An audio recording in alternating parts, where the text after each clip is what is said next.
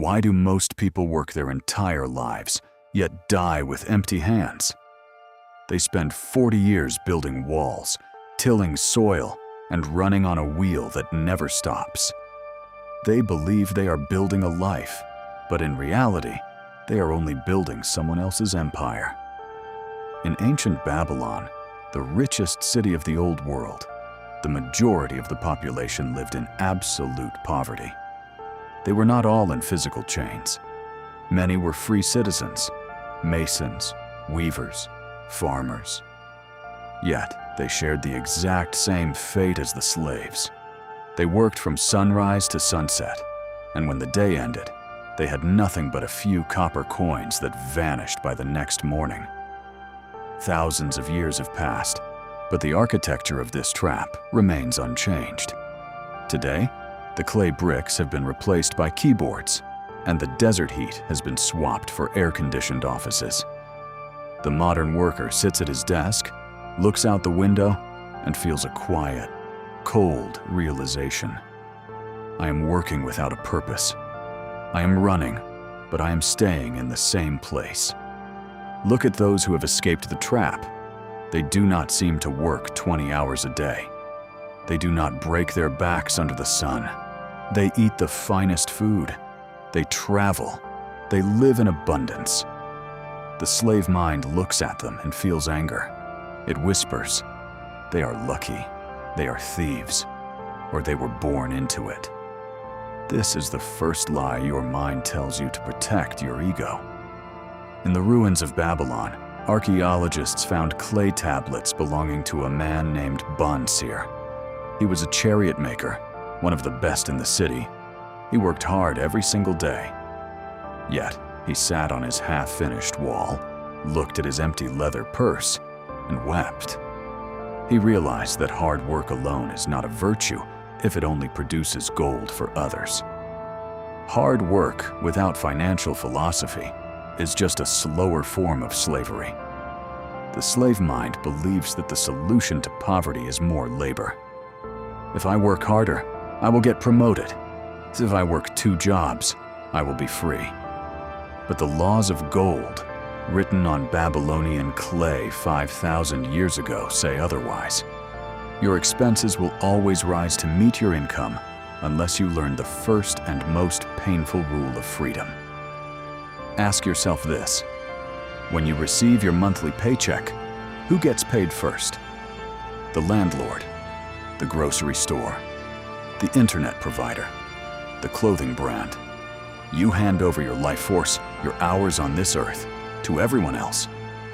By the end of the week, you have paid every merchant in the city, but you have paid yourself 0. Arkad, the richest man in Babylon, once asked his disciples, "If you select one of your baskets and put into it each morning 10 eggs and take out each evening 9, what will eventually happen?" They replied, "It will eventually overflow." This simple truth is the foundation of all wealth. A part of all you earn is yours to keep. If you cannot save 1/10 of your income, you do not have the soul of a free man. You have the soul of a slave. Every gold coin you save is a seed. It is a worker that can labor for you. If you spend it, you are killing the seed. You are eating your future army of golden servants. The wealthy do not work for money. They build an army of money that works for them while they sleep. The heavy chains around your neck do not clank. They do not rust, because they are not made of iron. They are made of your daily choices, your silent agreements, and your fear of looking into the mirror. To break the cycle of endless labor, you must undergo a violent internal revolution. You must destroy the slave identity that was carefully built inside you. Ancient Babylon was not just a city of gold. It was a school of survival. The clay tablets teach us that the first step to freedom is not acquiring wealth. It is the brutal, honest realization of your own captivity. When Bonsir, the chariot builder, sat in the dust and wept, he did not ask for a miracle. He did not beg the gods for gold. He asked a different question. Why has my mind accepted this poverty? This is the moment of awakening. The moment you stop blaming the system, the government, or your boss, and realize that your own hands have forged the invisible shackles. The slave mind lives in the immediate present. It craves instant comfort. A sweet drink today, a soft bed tomorrow, a new garment to show off in the marketplace. It spends every copper coin to pretend it is wealthy, while its foundation remains made of sand. The mastermind, however, looks at a single gold piece and sees a seed. It understands the concept of deferred gratification. It is willing to walk through the desert heat today, to feel the hunger and to endure the cold, knowing that every seed planted today will grow into a massive forest of security tomorrow. You must change your relationship with money. Stop seeing it as a tool to buy things. Start seeing it as your soldiers.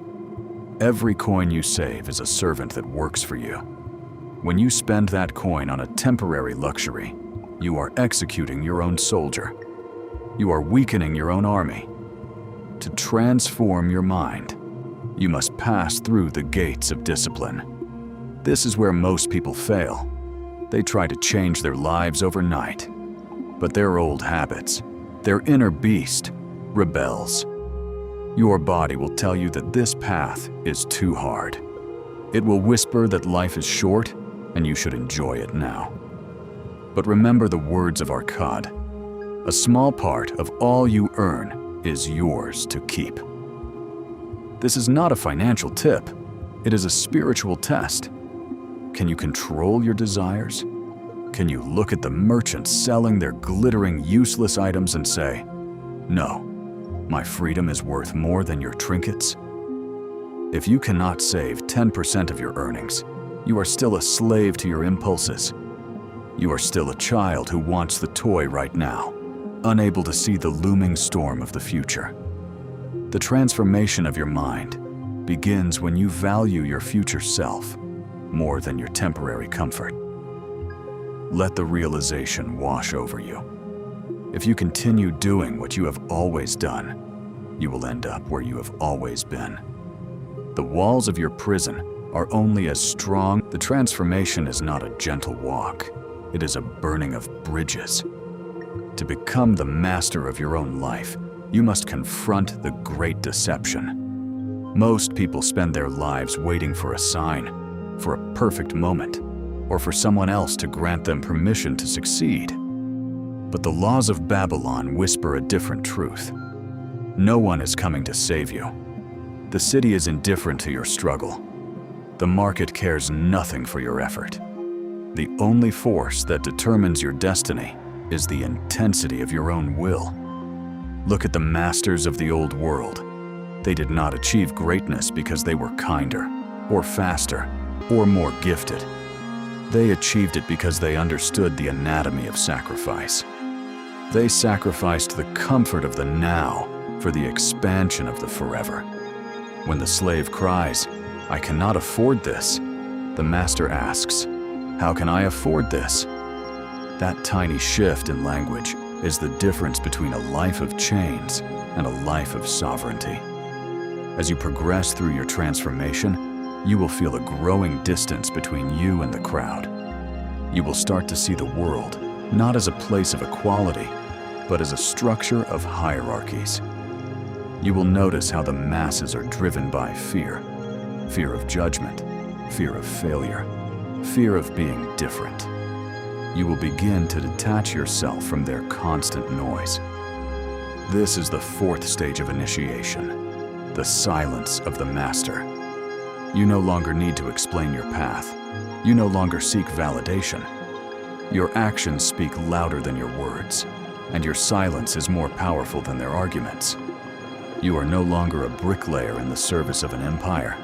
You are the architect of your own. Your emotions, once your masters, have become your instruments. Your intellect, once a tool for survival, has become a weapon for strategy. You have reclaimed your life force. So, here is your final task. Return to your daily life, but return as a stranger. Observe your habits, your spending, and your reactions as if you were an outsider. When the temptation of instant comfort strikes, visualize the heavy iron chains of the slave. When the path to greatness feels too steep, look at the golden seed in your hand. You have learned the secrets of the ancient clay tablets. You know that wealth is a state of mind, that discipline is the highest form of self-love, and that you are the captain of your soul. The gates of the city are open. The wind is in your favor. But remember, the harbor is only for those who know how to steer the ship. The life you have dreamed of is not waiting for you to find it. It is waiting for you to build it, brick by brick, coin by coin, day by day. Stop running on the wheel. Start building your kingdom. The revolution begins within.